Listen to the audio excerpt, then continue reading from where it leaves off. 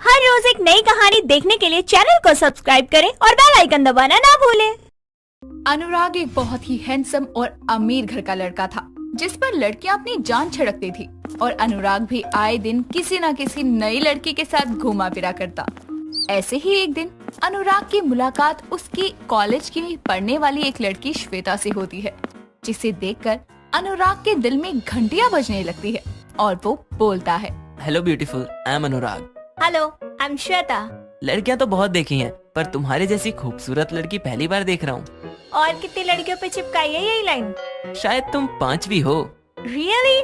ठीक है, thank you. If you don't mind, तो क्या हम कॉफी पर चलें? पर मैं तो चाय की दीवानी हूँ। तो हम आपके आशिक हैं, चाय क्या जहर भी पी लें। अनुराग की बातें सुनकर श्वेता मुस्कुराने लगती है, जिसके बाद दोनों चाय पीने के लिए कॉलेज के कैंटीन में जाते हैं। ऐसे ही वक्त गुजरता है और अनुराग श्वेता एक दूसरे से प्यार करने लगते हैं और कुछ ही महीनों में दोनों एक दूसरे से शादी कर लेते हैं। ऐसे ही एक दिन श्वेता की दोस्त सीमा उससे मिलने उसके ससुराल आती है। दरवाजे पर खड़ी सीमा को देखकर श्वेता की सास विभा उसे आवाज देकर कहती है, अरे बहू, कहाँ है तू? देख, तेरी कोई दोस्त आई है तुझसे मिलने। जी माँ जी, सीमा तो आ गई। कितने दिनों बाद आई है। मेरी तो तुझे याद ही नहीं आती। मेरी शादी के बाद बिजी मुझे होना चाहिए, लेकिन हो तू गई मैडम। नहीं नहीं, ऐसी कोई बात नहीं है, बस थोड़ा काम में उलझ गई थी। चलो बेटा, तुम दोनों बात करो, मैं तुम्हारे लिए कुछ अच्छा सा खाने के लिए लेकर आती हूँ। इतना कहकर विभा भी वहाँ से चली जाती है और दोनों सहेलियां आपस में बातें करने लगती हैं।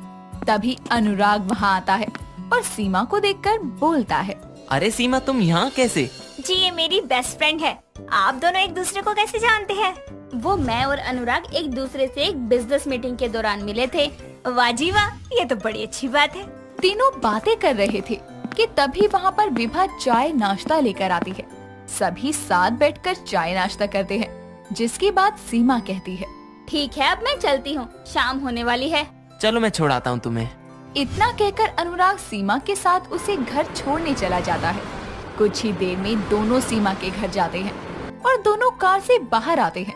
तभी सीमा अनुराग को जोर से हक करके कहती है, अनुराग, मैं आज भी तुमसे बहुत प्यार करती हूँ। जब से तुम मेरी लाइफ से गए हो, मुझे एक भी पल कहीं चैन नहीं आया। प्लीज मुझे वापस से अपनी जिंदगी में पनाह दे दो। प्यार तो मैं भी तुमसे करता हूँ, पर अब मेरी शादी हो गई है और अब मैं तुमसे शादी कैसे कर सकता हूँ?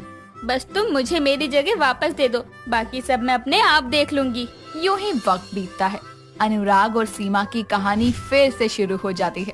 ऐसे ही एक दिन श्वेता को सीमा और अनुराग के बारे में सब सच पता चल जाता है और श्वेता सीमा से कहती है, सीमा, ये सब क्या है? मेरी पीठ पीछे मेरे पति के साथ ये गुल खिला रही हो तुम? तू मेरी दोस्त है, मैंने तुझे बहन से ज्यादा बढ़ के माना, फिर भी। श्वेता, दिल पर किसका जोर है? प्यार था तो प्यार हो गया और हमेशा रहेगा। और अगर मुझे अनुराग नहीं मिला तो मैं कभी किसी और की नहीं हो पाऊंगी, भले ही अकेली ही मर जाऊं। अपनी दोस्ती की बातें सुन और सीमा की फीलिंग्स को समझते हुए श्वेता सीमा और अनुराग की शादी करवाती है। ऐसे ही अनुराग की 2 गर्लफ्रेंड उसकी बीवी बन जाती है। कुछ वक्त यूं ही बीतता है और अनुराग अपने ऑफिस की एक निशा नाम की लड़की को डेट करने लगता है। ऐसे ही एक दिन निशा अनुराग को अपने बीमार पिता रमाकांत से मिलवाने हॉस्पिटल ले जाती है। उसी दिन रमाकांत अपनी आखिरी सांसें गिनते हुए कहता है, अनुराग बेटा, निशा की जिम्मेदारी अब मैं तुम्हें दिए जा रहा हूँ। मेरी बेटी का ख्याल रखना, उसे कभी अकेला मत छोड़ना बेटा, नहीं तो मेरी आत्मा को कभी शांति नहीं मिलेगी। मेरी आखिरी इच्छा यही है कि तुम दोनों शादी करके पति पत्नी बन जाओ। बेटा, मेरे सामने मेरी बेटी की मांग भर दो ताकि मैं चैन से मर सकूं। अनुराग, इससे पहले पापा हमें छोड़ के चले जाए, प्लीज उनकी आखिरी इच्छा को पूरा कर दो। मुझे अपनी पत्नी बना लो अनुराग, प्लीज। अनुराग को कुछ समझ नहीं आता और वो पास में रखी कैंची से अपनी उंगली पर छोटा सा कट लगाकर निशा की मांग खून से भर देता है और रमाकांत भी निशा को सुहागन देखकर वहीं दम तोड़ देता है और इस तरह अनुराग की तीसरी गर्लफ्रेंड उसकी बीवी बनती है। अनुराग निशा को लेकर जैसे ही अपने घर आता है, है और अपनी दोनों बीवियों को पूरी बात बताता है और इस तरह अनुराग, तुमने हम दोनों के होते हुए भी गर्लफ्रेंड बनाई, इस बात से हम दोनों खफा हैं। और तुमने शादी तो निशा के पापा की आखिरी इच्छा पूरी करने के लिए की थी, और एक मरते हुए इंसान की आखिरी इच्छा को पूरा करना तो धर्म का काम है। बस इसीलिए हम दोनों तुम्हें माफ करते हैं और मैं निशा को भी स्वीकार कर लेती हूँ। निशा, हम सब तुम्हारा परिवार है। आओ, तुम्हारे ससुराल में तुम्हारा स्वागत है। इतना कहकर श्वेता और सीमा निशा को अपनी जिंदगी और घर में स्वीकार करती है। ऐसे ही दिन गुजरते हैं और श्वेता, सीमा और निशा घर के कामों में अपनी मदद के लिए एक रूपा नाम की नौकरानी रखती हैं, जो अपने नाम की तरह ही रूपवती थी, जिसे देखकर अनुराग का ईमान फिर से डगमगाने लगता है और घर की सफाई के साथ रूपा अनुराग का दिल भी साफ कर देती है। और एक शाम सीमा, श्वेता और निशा बाजार से घर आकर देखती है कि अनुराग और रूपा एक दूसरे की बाहों में इश्क फरमा रहे हैं। ये देखकर उन तीनों के होश उड़ जाते हैं और वो कहती हैं, अनुराग, ये सब क्या है? हम तीनों के प्यार में कोई कमी थी जो तुम रूपा के साथ भी? हाँ अनुराग, सही कह रही है श्वेता दीदी। बोलो, ऐसा क्यों किया तुमने? एक बात बताओ अनुराग, तुम्हारा दिल है या दिल की कोई फोटोकॉपी जो हर किसी पर आ जाता है? बोलो। वो क्या है ना कि 3 तिगाड़ा काम बिगाड़ा, और मैं नहीं चाहता कि तुम में से किसी का भी बाल भी बाका हो, इसलिए चौथी गर्लफ्रेंड बना ली, जिसे तुम तीनों मिलकर मेरी बीवी बना दो। नहीं तो तुम तीनों का ही बुरा होगा, और कहीं मैं टपक गया तो फिर क्या ही कहूँ अब। नहीं नहीं, ऐसा मत कहो। हम तुम्हारी इस चौथी गर्लफ्रेंड को भी तुम्हारी बीवी बना देंगे। एक मिनट, सब के सब अपनी बोल रहे हैं, मेरे को भी तो बोलने दो। देखो अनुराग, मैं भी तुमसे बहुत प्यार करती है, पर मेरी एक बहन भी है जिसका मेरे अलावा कोई नहीं है दुनिया में। अगर मेरे से शादी करनी है तो मेरी बहन से भी करनी होगी। पर तुम्हारी बहन है कौन? तभी रूपा अपनी बहन को कॉल करती है और सारी बात बताती है। कुछ देर में वहाँ पर अनु नाम की एक सुंदर लड़की आती है और आकर अनुराग के गले लग जाती है। ये देखकर वो तीनों एक साथ कहती हैं, ये क्या है? है तो मेरी बहन अनु ही, पर ये अनुराग को कैसे जानती है, ये समझ नहीं आया। क्योंकि अनुराग जिस टपरी पे चाय पीते हैं, मैं उसी पर काम करती हूँ। हम दोनों बहुत टाइम से गर्लफ्रेंड बॉयफ्रेंड हैं। मुझे नहीं पता था कि मेरे बॉयफ्रेंड के साथ साथ तुम मेरे अब जीवन साथी भी बन जाओगे। रूपा, मैं शादी के लिए तैयार हूँ। देखो अनुराग, अब तो सबको सच पता चल गया है कि तुम कितने पानी में हो। अब अगर मेरे को या मेरी बहन को बीवी बनाने से मना किया तो मैं पूरे मोहल्ले में बता देगी कि तुम क्या झोलमाल करते हो। फिर देखना क्या होता है। नहीं, ऐसा मत करना। मैं सबसे बड़ी हूँ और मैं ये फैसला करती हूँ कि जैसे हम तीनों शादी करके अनुराग की बीवी बनी है, अब से रूपा और अनु भी उसकी बीवी बनेंगी। इस तरह अनुराग की शादी रूपा के साथ और उसकी बहन अनु से भी हो जाती है और अनुराग की 5 गर्लफ्रेंड उसकी 5 बीवियां बन जाती हैं। मालती मथुरा में अपने पूरे परिवार के साथ रहती थी। अपने पति के जाने के बाद उसने अपने पूरे घर की जिम्मेदारी अकेले संभाली थी। ऐसे ही समय बीतता है और वो अपनी बेटी की बड़ी धूमधाम से शादी करके अपनी नई नवेली बहू को घर लाती है और अपनी आखिरी जिम्मेदारी से भी मुक्त हो जाती है। मधु के अंदर कोई कमी नहीं थी सिवाय कसम खाने के। उसे हर बात में अपनी कसम की कसम खाने की आदत जो थी, जो मालती को बिल्कुल पसंद नहीं थी। वो अपनी बहू को हमेशा इस बात के लिए टोकती रहती, लेकिन मधु पर उसका कोई असर नहीं होता। तभी एक दिन मालती अपनी बहू मधु को बुलाकर कहती है, बहू, तेरी चाची जी का फोन आया था। कल वो हमारे घर आ रही है कुछ दिन रहने के लिए। उनके सामने थोड़ा ठीक से रहियो, मेरी नाक मत कटवा दियो। माँ जी, लेकिन वो आ ही क्यों रही है? वो तेरे चाचा जी को किसी काम से बाहर जाना है, इसलिए कुछ दिन के लिए हमारे घर आ रही है। विकास के ऑफिस जाने से पहले बता दियो उसे कि कल वो अपनी चाची को लेने स्टेशन चला जाए, उसके बाद ऑफिस जाए, वरना उसके आने का कोई टाइम नहीं होता। कसम की कसम माँ जी, पक्का बोल दूंगी। अच्छा माँ जी, मैं चलती हूँ, मुझे बहुत काम है। रुक तू पहले, ये क्या पूरे दिन कसम की कसम करती रहती है? कितनी बार कहा है तुझे, मेरे बेटे को हर बात में मत लाया कर अपनी इस कसम के बीच में। समझ नहीं आता क्या? माँ जी, मैं तो अपने पति की कसम खाती हूँ, आपके बेटे की थोड़ी। पति क्या खरीद कर लाई थी? पहले वो मेरा बेटा है, बाद में तेरा पति है, समझी? और अपनी चाची जी के सामने कसम की कसम खाई ना अगर, तो मुझसे बुरा कोई नहीं होगा। खाना खाने लायक नहीं छोड़ूंगी तुझे। जी, मैं ध्यान रखूंगी। अपनी सास मालती की बात सुन के मधु वहाँ से चली जाती है और अपने कामों में लग जाती है और अपने पति विकास को चाची जी को लाने की बात बताना भूल जाती है। अगले दिन सुबह विकास जल्दी उठकर ऑफिस के लिए निकल जाता है कुछ समय बाद मधु की सास उसके कमरे में आकर कहती है, बहू तूने कल बता दिया था ना विकास को चाची जी को लाने के बाद, दिखाई नहीं दे रहा है, शायद लेने गया होगा। हाय राम, मैं तो भूल ही गई थी। लेने तो तब जाएंगे ना जब उनको पता होगा। हाँ माँ जी, कसम की कसम बता दिया था मैंने विकास जी को। ठीक है, फिर अभी आता ही होगा उनको लेकर। तू तब तक चाय नाश्ता देख ले और कसम कसम बोलना बंद कर, तू जाकर काम कर ले। जी माँ जी। मालती को घर के हॉल में बैठकर इंतजार करते हुए सुबह से शाम हो जाती है, लेकिन विकास अपनी चाची जी को लेकर नहीं आता। कुछ देर और इंतजार करने के बाद मालती अपने बेटे को फोन करने के लिए जैसे ही फोन उठाती है, तभी उसकी नजर घर के दरवाजे पर जाती है, जहां विकास अकेले थका हुआ घर ऑफिस से वापस आया था, जिस पर मालती उसे रोक कर कहती है, बेटा तेरी चाची जी कहाँ है? माँ अपने घर होंगी, मुझे क्या पता, मैं रूम में जा रहा हूँ, बहुत थक गया हूँ। बेटा तेरी चाची आज सुबह ही अपने घर आने वाली थी। मैंने कल ही बहू को बता दिया था कि तुझे पहले ही बता दे, ताकि तू समय से निकल सके उनको लेने के लिए। बताया नहीं कि तुझे इसने? नहीं माँ, मधु ने मुझे कुछ नहीं बताया। और तो शाम हो गई है, इसका मतलब अगर वो आई होंगी तो स्टेशन पर ही बैठी होंगी। हद है यार। इसको तो मैं अभी बताती हूँ। बहू, ओ बहू। जी माँ जी, आपने बुलाया? अरे विकास जी, आप भी आ गए? उसको बाद में पूछियो, पहले ये बता तूने विकास को चाची जी के आने के बारे में बताया था या नहीं? मर गई, अब क्या करूँ? कसम की कसम माँ जी, सच्ची मैंने बताया था विकास जी को, यही भूल गए होंगे काम के चक्कर में। झूठ मत बोल।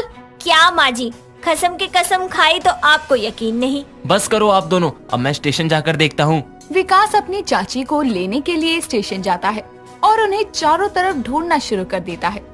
तभी उसकी नजर बेंच पर बैठी एक औरत पर जाती है, और वो कोई और नहीं उसकी चाची अनीता थी। जैसे ही विकास उनके पास आता है, उसे देखते ही चाची उसे गुस्से से घूर कर कहती है, मिल गया टाइम तुझे नालायक, मुझे लेने आने का।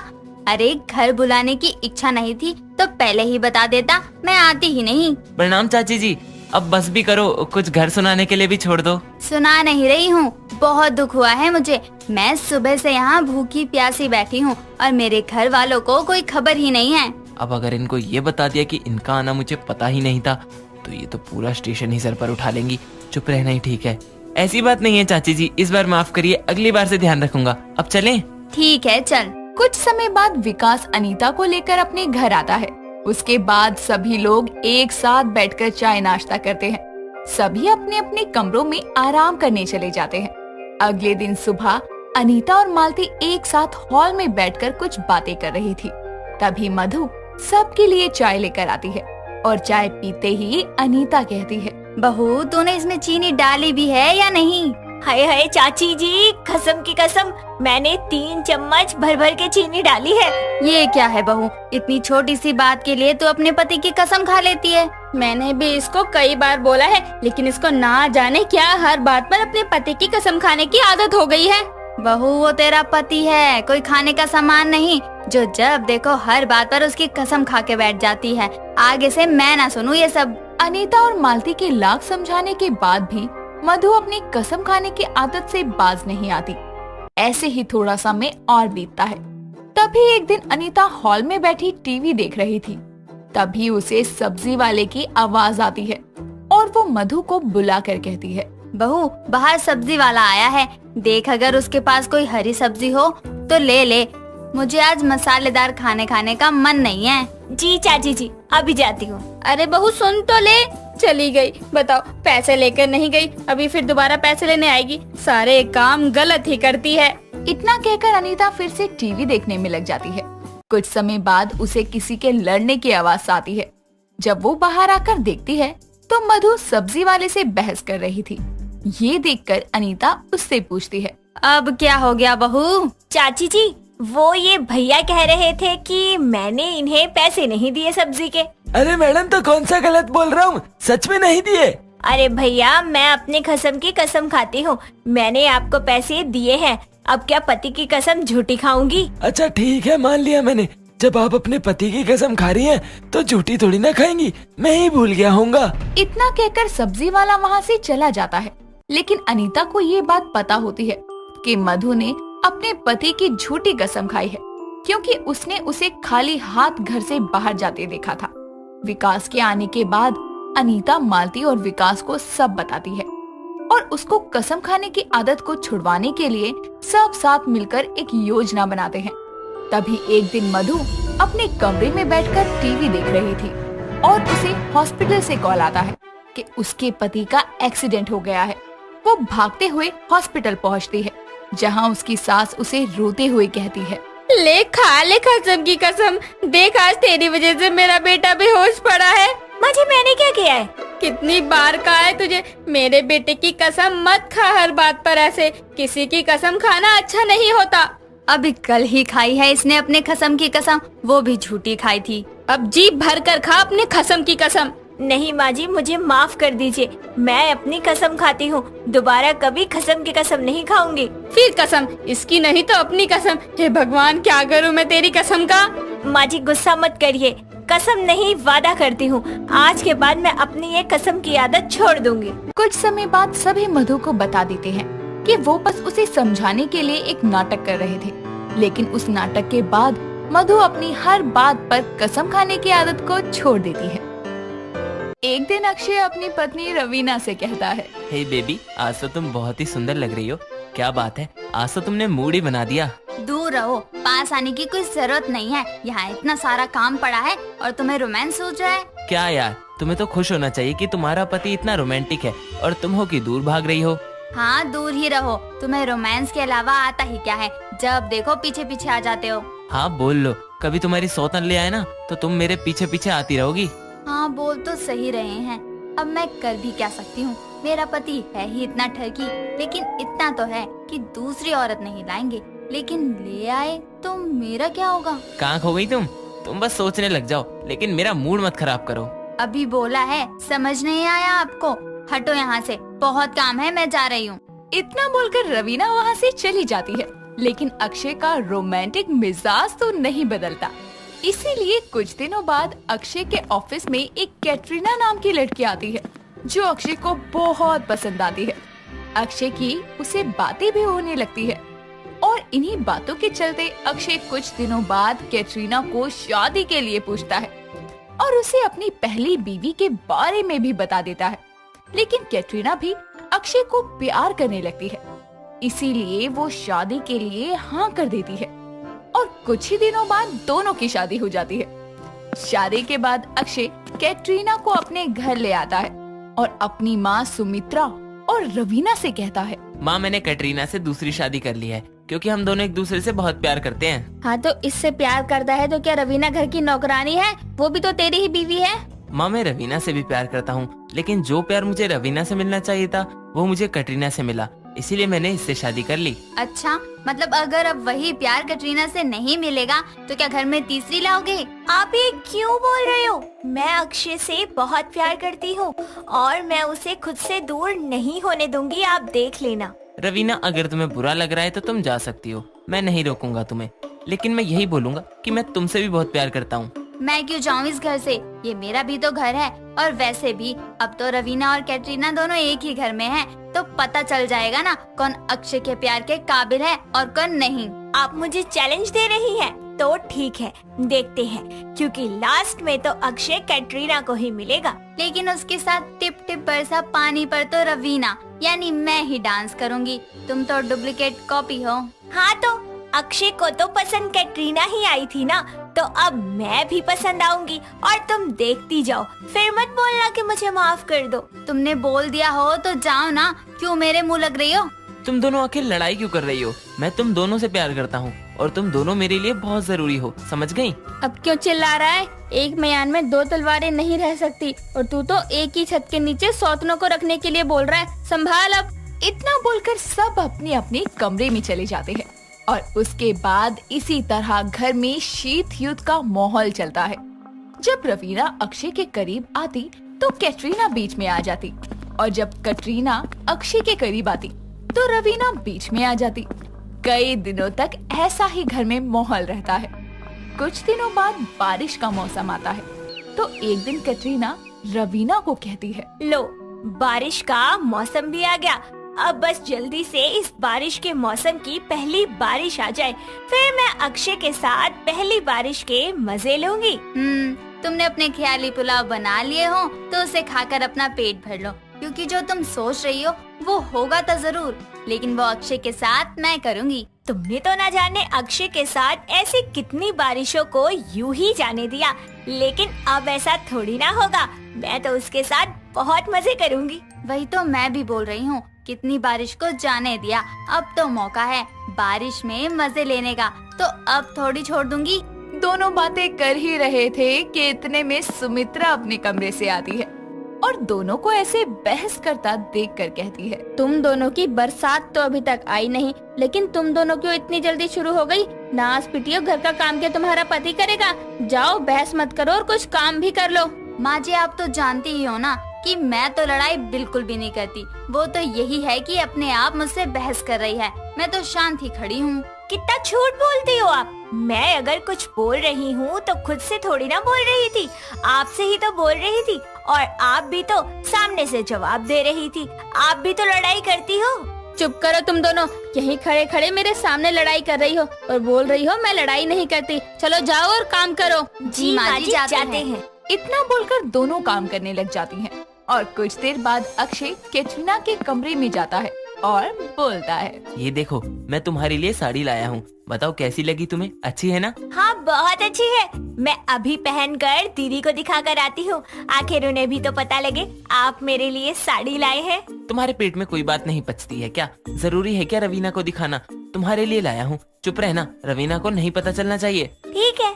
दोनों बातें कर ही रहे थे कि तभी बाहर खड़ी रवीना सुन लेती है और बोलती है, वैसे तो बड़ा बोलते थे, दोनों एक ही बराबर हैं, और अब साड़ी लाए हो तो सिर्फ उसके लिए। कोई बात नहीं, मैं भी जाती हूँ और साड़ी ले आऊंगी, वो भी टिप टिप बरसा वाली, और जब बारिश होगी तो अक्षय को अपनी तरफ खींचकर उसके साथ रोमांस करूंगी। इतना बोलकर रवीना भी साड़ी ले आती है और कुछ दिनों बाद मौसम की पहली बारिश आती है। रवीना और कैटरीना दोनों साड़ी पहनकर छत पर जाती है और दोनों को एक साथ देखकर अक्षय कहता है, तुम दोनों यहाँ एक साथ क्या कर रही हो? और रवीना, तुम्हें तो पसंद नहीं थी ना बारिश, तो अब कैसे आ गई? आपके लिए ही तो आई हूँ, मुझे नहीं पसंद थी, लेकिन आपको तो पसंद थी ना, इसलिए मैं आ गई। बताओ कैसी लग रही हूँ? देखो दीदी, मैं बोल रही हूँ, ये शादी के बाद मेरी और अक्षय की पहली बारिश है, तो आप इसे खराब मत करो। जाओ नीचे, हमें अकेले छोड़ दो। तो क्या हुआ, शादी के बाद ये भी तो मेरी पहली बारिश है, जिसमें मैं भी तुम लोगों के साथ मजे करूंगी। सोचो कितना मजा आएगा ना, हम तीनों एक साथ पहली बारिश में। मुझे आपके साथ पहली बारिश के मजे नहीं करने, बल्कि अपने पति के साथ मजे करने हैं, सौतन के साथ नहीं। जाओ ना यार नीचे। तुम बोल तो ऐसे रही हो जैसे कि मैं अपनी सहेली के साथ बारिश में मजे लूंगी, मैं भी तो अपनी सौतन के साथ बारिश में मजे लूंगी ना। तुम दोनों फिर से शुरू हो गई। चुप हो जाओ, बारिश की आवाज से ज्यादा तो तुम दोनों की आवाज आ रही है। चुप भी हो जाओ। आप मुझे क्या बोल रहे हो? अपनी इस दूसरी बीवी को बोलो ना। मैं तो कितनी खुशी से तैयार होकर आई थी कि हम तीनों बारिश में मजे करेंगे, लेकिन यही है कि लड़ाई किए जा रही है। पता नहीं क्या दिक्कत है इसे मुझसे। हाँ मुझे दिक्कत है, क्योंकि जब आपको पता था कि ये पहली बारिश है और हम दोनों बारिश के मजे लेने वाले हैं, तो आपको आने की क्या जरूरत थी? बोलो क्यों आई हो आप? दोनों लड़ाई कर ही रही थी कि थोड़ी देर बाद बारिश ही बंद हो जाती है और अक्षय गुस्से में नीचे चला जाता है, जिसके बाद कैटरीना रवीना से कहती है, हो गई तसल्ली, ले लिए पहली बरसात के मजे। ना जाने क्या मुसीबत है, ना खुद एंजॉय किया ना मुझे करने दिया। चलो मेरी सौतर, और मुझे ये पहली बारिश तो बहुत अच्छे से याद रहेगी। क्यों कैटरीना? उफ, टिप टिप बरसा पानी। रवीना हंसते हुए नीचे चली जाती है और इस तरह रवीना अपनी सौतन की पहली बारिश पर बारिश का ही पानी फेर देती है और उसके बाद भी घर में ऐसे ही नरमा गर्म माहौल हमेशा बना रहता है और कभी कभी खुशियों की बारिश भी होती है। रजनी अपने पिता प्रदीप के साथ अपने घर में रहती थी, जो पेशे से एक कारपेंटर का काम किया करते थे। इसी वजह से रजनी को भी कारपेंटर के काम की अच्छी जानकारी थी और उसके अंदर ये हुनर बचपन से ही था कि वो जब भी कुछ लकड़ी का बनाने लगती तो कुछ बढ़िया ही चीज निकलकर सामने आती।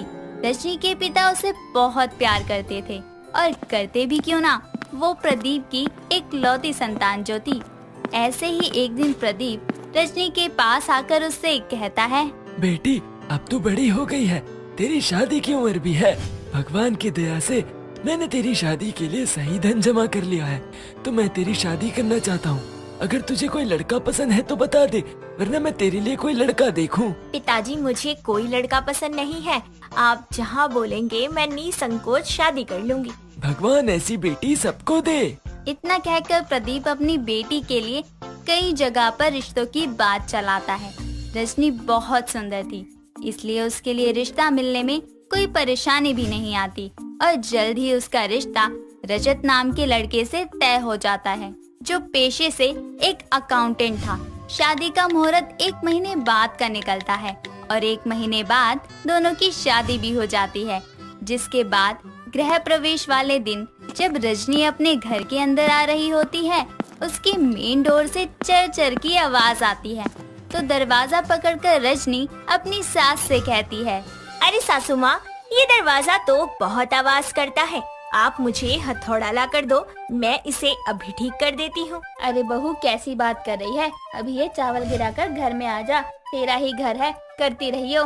रजनी अपनी सास की बात मानकर कलश गिराकर घर में आती है और सब रस्मों को पूरा करके वो और रजत अपने कमरे में चले जाते हैं, जहाँ रजनी बेड पर बैठी होती है और रजत उसके पास आकर कहता है, कितनी प्यारी लग रही हो तुम, ऐसा लग रहा है चांद उतरकर जमीन पर आ गया है। चांद तो जमीन पर आ जाएगा, फिलहाल तुम बेड पर आ जाओ, थक गए होगे ना। रजत बेड पर चढ़ता है और बैठ जाता है और उसके बैठते ही बेड आवाज करता है।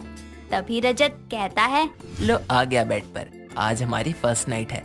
आज बताओ तुमको क्या गिफ्ट चाहिए? हथौड़ा है, मुझे हथौड़ा चाहिए। तुम ठीक तो हो ना? शादी की पहली रात हथौड़ा कौन मांगता है? अरे देखो ना, ये पलंग कितनी आवाज कर रहा है। मुझे कारपेंटर का काम बहुत बढ़िया तरीके से आता है, अभी हथौड़ा मार कर इसे ठीक कर देती हूँ। और वैसे भी कील तो मैं अपने पर्स में लिए घूमती हूँ, क्या पता कब काम आ जाए। रजनी इतना कहकर खुद ही कमरे में हथौड़ा तलाशने लगती है, जिसके बाद वो कई घंटों तक रजत को बेड से उतार कर बेड की मरम्मत करती है और रजत बेचारा सोफे पर बाहर आकर सो जाता है। और हथौड़े की ठोका पीटी की आवाज सुनकर रजनी की सास राधिका अपने पति सुमित से कहती है, अजी ये इतनी रात को कैसी आवाज आ रही है, चलकर देखे क्या। कैसी बात करती हो, अच्छा लगता है क्या? आज बच्चों की फर्स्ट नाइट है, सुबह पूछ लेंगे, सो जाओ आराम से। सुमित राधिका को समझाकर सुला देता है और रजनी भी बेड ठीक करने के बाद सो जाती है।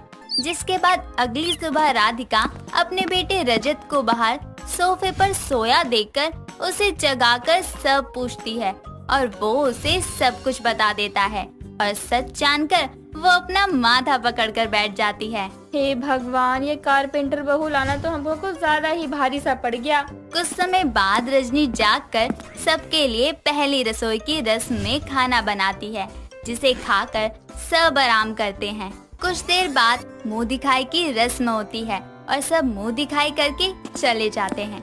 रजनी घूंघट करके बैठी थी और उठने ही वाली होती है कि तभी उसकी पड़ोसन रेशमा रजनी का मुंह देखने आती है और उसे देरी से आता देख राधिका कहती है, अरे ये क्या रेशमा, तुझे तो समय से आना था, सबसे पास रहती है, फिर भी इतनी देर से आ रही है, क्या हुआ।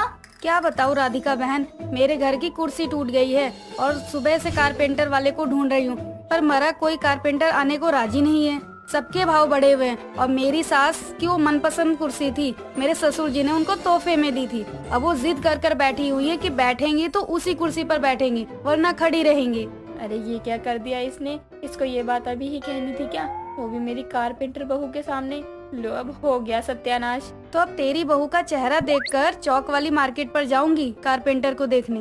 रेशमा की ये बात सुनते ही रजनी अपना घूंघट उठा लेती है और पड़ोसन रेशमा से कहती है, बस इतनी सी बात, अरे चिंता क्यों करती है, चलिए मैं आपकी कुर्सी की सास मतलब आपकी सास की कुर्सी को ठीक कर देती हूँ। इतना कहकर रजनी पड़ोसन रेशमा के घर जाती है और उसकी सास की कुर्सी को एकदम बढ़िया कर देती है, जिसे देखकर रेशमा उसे बहुत सारा आशीर्वाद देती है। रजत कुछ दिनों के लिए ऑडिट पर बाहर शहर चला जाता है और अब ये रजनी का रोज का हो गया था। वो घर तो संभालती ही, लेकिन साथ साथ जो समय उसे मिलता वो आरी और हथौड़ा लेकर या तो कुछ ठीक करती रहती या कुछ लकड़ी का बना देती। वो अपने ससुराल में लकड़ी का मंदिर, पलंग, सोफे और अलमारी बनाती है और घर को ऑलमोस्ट वुडन कर देती है। और एक दिन जब राधिका नंगे पांव हॉल में आती है तो लकड़ी की फांस उसके पैर में चुभ जाती है और वो अपनी बहू को आवाज लगाकर कहती है, अरे मार डाला रे, कितना दर्द हो रहा है। क्या हुआ सासू माँ? अरे होना क्या है, ये जो तूने मेरे घर को लकड़ी के कारखाने में बदल दिया है, उसी लकड़ी का कोई फांस घुस गया है मेरे पैर में। अरे माँ जी फिक्र मत कीजिए, मैं अभी निकाल देती हूँ। आपको बहुत ज्यादा दर्द तो नहीं हो रहा? ये फांस तो ना मेरे और मेरे पिताजी के हाथ में लगती ही रहती थी। रजनी सुई से राधिका के पैर में घुसी हुई फांस निकाल देती है, जिसके बाद राधिका को थोड़ी राहत मिलती है। शुरू में तो कारपेंटर वाला जुनून सबको पसंद था, लेकिन अब रजनी के हथौड़े की आवाज से पड़ोसियों को भी दिक्कत होने लगी थी। ऐसे ही एक दिन जब रजत अपना काम पूरा करके दूसरे शहर से वापस आता है तो पूरे घर का नया इंटीरियर देख अपनी माँ से कहता है, माँ ये घर तो पुराना लग ही नहीं रहा। वुडन का कितना अच्छा काम किया है रजनी ने। मुझे तो एक पल लगा मैं किसी और के घर में आ गया। हाँ बेटा, हमारी बहू के हाथ में हुनर तो है। देख घर कितना सही लग रहा है, लेकिन देखिए लकड़ी के घर में गिरे हुए टुकड़े मेरे पैर में फांस चुभ रहे हैं। राधिका इतना कहती ही है कि तभी रजनी राधिका के लिए चाय लेकर आती है और इतने में उसकी पड़ोसन रेशमा वहाँ आकर कहती है, माफ करना राधिका बहन, लेकिन तुम अपनी बहू को समझाती क्यों नहीं हो? जब देखो कारपेंटर बहू बनकर हथौड़ा चलाती रहती है, हमारा सोना भी मुश्किल हो जाता है। रेशमा रजनी को सुनाए जा रही थी, जिससे रजनी का मुंह उतर जाता है और अपनी बहू को उदास देखकर राधिका कहती है, अच्छा अब तुमको मेरी बहू के हथौड़े से परेशानी होने लगी। जब इसने तेरी सास की कुर्सी ठीक की थी तो ये अच्छी थी। चली जा यहाँ से, इससे पहले कि मैं तुझे कुछ अच्छा खासा सुना दूं। हाँ हाँ ठीक है, मैं जाती हूँ, पर ये शोर सच में पड़ोसियों को परेशान करता है। कल को कोई और शिकायत करे उससे पहले तुम माँ बेटे मिलकर इसका कोई हल निकाल लो। रेशमा राधिका की डांट फटकार सुनकर चली जाती है, जिसके बाद राधिका और रजत प्यार से रजनी को बैठाकर पैशन और पागलपन का फर्क समझाते हैं और रजत उसके लिए किराए पर एक छोटा सा कमरा ले लेता है, जहां रजनी जब उसका मन चाहे जाकर कारपेंटर का काम करती और वो खुद की एक वेबसाइट बनाती है, जहां वो अपना बनाया लकड़ी का सामान ऑनलाइन बेचा करती और इस तरह कारपेंटर बहू अपना काम भी करती और किसी को उसके काम से कोई परेशानी भी नहीं होती। तो दोस्तों, आपको हमारी ये कारपेंटर बहू पसंद आई या नहीं, हमें कमेंट करके बताएं।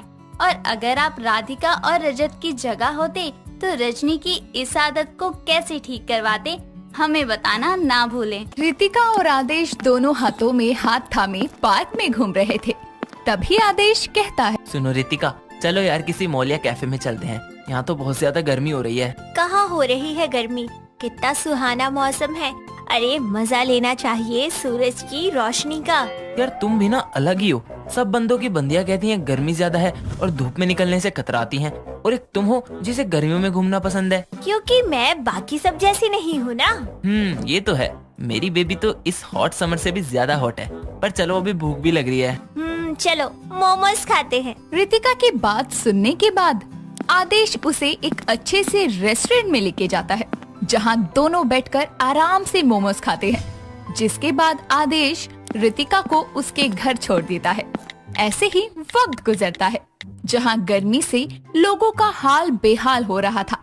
वहीं रितिका इस बीच गर्मी को फुल एंजॉय कर रही थी।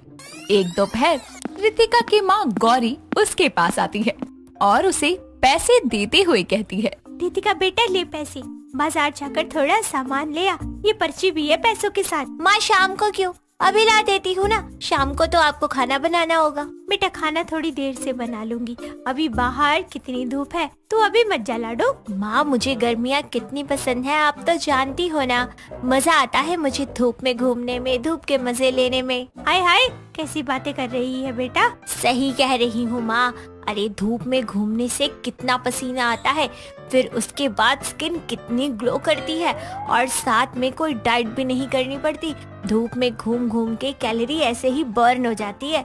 हट पागल, चुपचाप शाम को चली जाइयो, काली हो जाएगी इतनी धूप में घूम घूम कर। अरे माँ कुछ नहीं होगा, आती हूँ सामान लेकर। इतना कहकर रितिका अपनी माँ से पैसे और सामान की पर्ची लेकर चिलचिलाती धूप में बाजार चली जाती है और घर का सारा सामान लेकर आती है। ऐसे ही वक्त बीतता जाता है। जहाँ बाकी सब लोग गर्मी से छुपकर घरों में बैठे थे, तो रितिका कोई ना कोई मौका तलाशती थी बाहर जाने का। ऐसे ही गर्मी में एक दोपहर को रितिका आराम से छत पर बैठकर किताब पढ़ रही होती है। तभी उनके सामने वाली पड़ोसन नीलम रितिका को देखकर कहती है, अरे क्या हुआ, घर में लाइट नहीं आ रही क्या? जी आ रही है। तो फिर क्या गौरी से झगड़ा हो गया तेरा? जी नहीं, सब मस्त है। तो बेटा फिर तू ऐसे धूप में क्यों बैठी है? क्योंकि मुझे गर्मियाँ पसंद है आंटी जी। सर्दियों में तो हर कोई धूप सेकता है, पर गर्मियों में धूप का मजा लेना कुछ अलग ही बात है। बेटा जा जाकर सर पर ठंडा पानी डाल ले, लगता है गर्मी के कारण तू बोरा गई है। अरे नहीं आंटी, मैं नहीं बोराई, लेकिन अगर आप ऐसे ही धूप में खड़ी होकर मुझसे बातें करती रही ना, तो आप जरूर बोरा जाएंगी। मुझे तो धूप पसंद है, जब तक सूरज नहीं ढल जाता मैं तो धूप में ही रहूंगी और धूप में गरम गरम चाय भी पीऊंगी। रितिका की बात सुनकर नीलम का दिमाग घूम जाता है और वो बेचारी वहाँ से चली जाती है और रितिका मस्त पापड़ की तरह धूप में सूखती रहती है। ऐसे ही वक्त गुजरता जाता है। रितिका और आदेश दोनों ही अपने अपने घर वालों को अपने रिश्ते की सच्चाई के बारे में बताते हैं, जिसके बाद आदेश अपनी माँ मीना के साथ रितिका के घर रिश्ता लेकर आता है। दोनों परिवार आपसी सहमति से रिश्ता पक्का कर देते हैं और दोनों की शादी हो जाती है। शादी के बाद एक दोपहर रितिका कंधे पर टॉवल डाले हुए बाथरूम की तरफ जा रही होती है। तभी मीना उसे रोकते हुए कहती है, अरे बहू कहाँ जा रही है? माँ जी मैं नहाने जा रही हूँ। पर बेटा इस वक्त तो टंकी का पानी उबला हुआ होगा और तू इतनी देर से क्यों नहीं नहा रही थी? घर का काम तो तूने सुबह ही खत्म कर लिया था। माँ जी मुझे गर्मियाँ बहुत पसंद है, धूप बहुत पसंद है, गर्म पानी से नहाना, कुल मिलाकर आप ये कह लो कि मुझे गर्मियों का मौसम बेहद पसंद है। क्या कहा तूने? तुझे गर्मियाँ पसंद है? अरे पागल वागल है क्या बहू? नहीं माँ जी, मैं तो पढ़ी लिखी समझदार लड़की हूँ। तेरी बातों से तो ये लग रहा है तू किसी पागल खाने से छूट कर आई है। ये मुई गर्मियाँ भी भला किसी को पसंद होती हैं? होती है ना माँ जी, मुझे बहुत पसंद है। चलो मैं जा रही हूँ अपनी गर्मी में गरम वाला हॉट बाथ लेने के लिए। माँ जी मैं तो कहती हूँ आप भी गर्मी से प्यार कर लो, जिंदगी का मजा आ जाएगा आपको। इतना कहकर रितिका वहाँ से चली जाती है और टंकी के गर्म पानी की बाल्टी को भर कर नहाती है।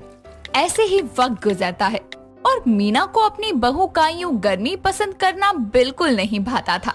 वो जिस वजह से आए दिन रितिका को उसके गर्मी पसंद करने की शौक के लिए सुनाया करती थी, पर रितिका को मीना या किसी की भी बातों से कोई फर्क नहीं पड़ता था और वो अपना गर्मी पसंद करने का शौक नहीं छोड़ती। ऐसे ही मौसम सुहाना होता है और धूप नहीं निकलती। तभी मीना रितिका को आवाज देती है, रितिका, ओ रितिका बहू, कहाँ है तू? यहाँ देख बाहर कितना सुहाना मौसम है, ठंडी हवा चल रही है, जरा गर्म गर्म इलायची वाली चाय और पकोड़े बना ले बहू। ओहो कहाँ मर गई मेरी बहू? कहीं मेरी बहू जादू तो नहीं है जो बस धूप वाले दिन ही काम की है, वो दिन बेकार की है। हाय हाय, कमरे में जाकर देखती हूँ। मीना इतना कहकर रितिका के कमरे में जाती है और देखती है कि रितिका के कमरे के सभी पंखे लाइट बंद है। ये देखकर मीना घबरा जाती है और जल्दी से कमरे की लाइट को ऑन करके देखती है तो रितिका जमीन पर बेहोश पड़ी होती है और उसका पूरा बदन पसीने से भीगा होता है। ये देखकर मीना डर जाती है और जल्दी से आदेश को कॉल करके कहती है, आदेश बेटा जल्दी आ, बेटा देख बहू को क्या हो गया, ये बेहोश कैसे हो गई, जल्दी आ। आदेश वहाँ आता है और रितिका को जगाते हुए कहता है, रितिका रितिका क्या हुआ? रितिका आंखें खोलो रितिका। माँ मुझे लगता है हमें इसको हॉस्पिटल ले जाना होगा। इतना कहकर आदेश रितिका को बाहों में उठाकर कार में बिठाता है, जिसके बाद मीना और आदेश जल्दी से रितिका को हॉस्पिटल लेकर पहुंचते हैं, जहां डॉक्टर रितिका को इमरजेंसी वार्ड में लेकर जाता है और उसका इलाज शुरू करता है। कुछ देर बाद जब डॉक्टर बाहर आता है, तभी आदेश कहता है, डॉक्टर साहब मेरी वाइफ कैसी है? क्या हुआ है उसको? वो होश में क्यों नहीं आ रही? जी देखिए, आपकी बीवी को डिहाइड्रेशन हो गया है, जिस वजह से वो बेहोश हो गई हैं। ये तो होना ही था। कितनी बार कहा था इस लड़की को, पर ये मेरी बात माने तब ना। इसे तो गर्मी पसंद है कि तपती दोपहरिया में छत पर धूप सेकती थी, गर्म पानी से नहाती थी। जी हमने उनको इंजेक्शन लगा दिया है, अभी कुछ देर में वो होश में आ जाएंगी, उसके बाद आप उनसे मिल सकते हैं। इतना कहकर डॉक्टर वहाँ से चला जाता है। कुछ वक्त बाद रितिका को होश आता है, जिसके बाद आदेश और मीना उससे मिलने के लिए उसके पास जाते हैं। तभी मीना बोलती है, बहू मैंने तुझे कितना समझाया था, पर तू नहीं मानी। बेटा भगवान ने मौसम बनाए हैं, सब मौसम को पसंद करना चाहिए, पर इतना भी खुद का नुकसान नहीं करना चाहिए एक मौसम के पीछे पड़कर, जो तूने खुद को गर्मी से किया है। हाँ रितिका, माँ सही कह रही हैं। देखो आज तुम्हारी इस गर्मी पसंद करने की आदत ने तुम्हें हॉस्पिटल में भर्ती करवा दिया। मुझे माफ कर दीजिए माँ जी, और आदेश आप भी। अब मैं ऐसा कुछ नहीं करूँगी जिस वजह से मुझे हॉस्पिटल में एडमिट होना पड़े। मैं गर्मी से बच कर रहूंगी, बस मुझे जल्दी से घर ले चलो। रितिका की बात सुनकर आदेश और मीना हंसने लगते हैं और थोड़ी देर बाद रितिका को डिस्चार्ज करके घर ले आते हैं, जिसके बाद रितिका पहले की तरह ना ही धूप सेकती और ना ही गर्म पानी से नहाती, बल्कि वो ठंडी चीजों के भी मजे लेती। दोस्तों अगर आपको ये कहानी पसंद आई तो इसे लाइक करें, शेयर करें और कमेंट करके बताएं कि कहानी में आपको सबसे अच्छा क्या लगा।